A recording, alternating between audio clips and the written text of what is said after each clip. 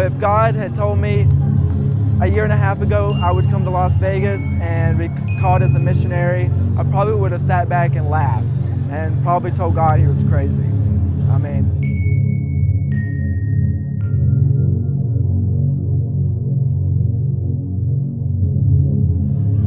a year ago, I moved to Las Vegas, Nevada. Never thought in a million years that I would be in Las Vegas. It was not on my itinerary of places to go or things to do, but God had much bigger plans for me than I least expected.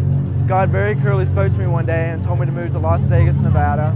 3 days later, I found myself on a plane moving 2,000 miles away from my family, friends, support system to the middle of the desert. Didn't have a clue of what I was doing. When I first moved out here, I was like, God, what do you want me to do? Times was rough. It was very hard. I was like, why did you send me out to the middle of the desert? And I started getting angry with God. I had nowhere to go. I thought I was going to end up on the streets. I was 99% sure I was going to be in the Salvation Army before the day was over. But that day I cried out to God and I said, God, if you want me here in Las Vegas, you'll provide. But if not, then I'll go back home.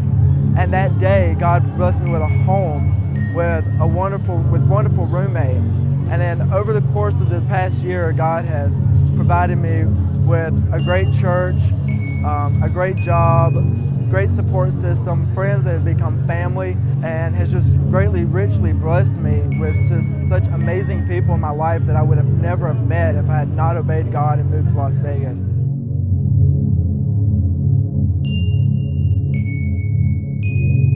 Such a blessing to be able to come out here to the Strip in Las Vegas, where it's known for gambling and getting drunk and sexual immorality for escorts and prostitutes, and just be able to walk around and talk to people, minister to them, pray with them, and just love on them. I grew up in a very rough home, a very separated home.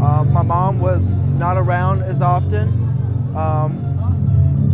And I never really felt like I was loved, never felt like anybody cared. I always just felt like I was off in the back and nobody would know if I was gone or what. And one thing that God has spoken to me several times is, your home is where your calling is. Your home is also where you grow up, where your family is. But if God has you in India, India is your home because that's where your calling is, that's where He's placed you. I find it kind of funny that God would bring me to Las Vegas for me to find Him, but it's such an awesome experience to be sent to Las Vegas, the city that's known for sin. And that's what's so amazing about God, is He will take you to the places you least expect. The human trafficking is this huge problem that is not well known. It's something that's kind of kept behind doors. A lot of people don't want to pay attention to it because they don't want to. It's just another thing to worry about. It's just another problem in the world, and it is a problem. It's a huge problem, and it's not just happening in India and in other parts of the world. It's happening right here in America. It's happening right here in Las Vegas.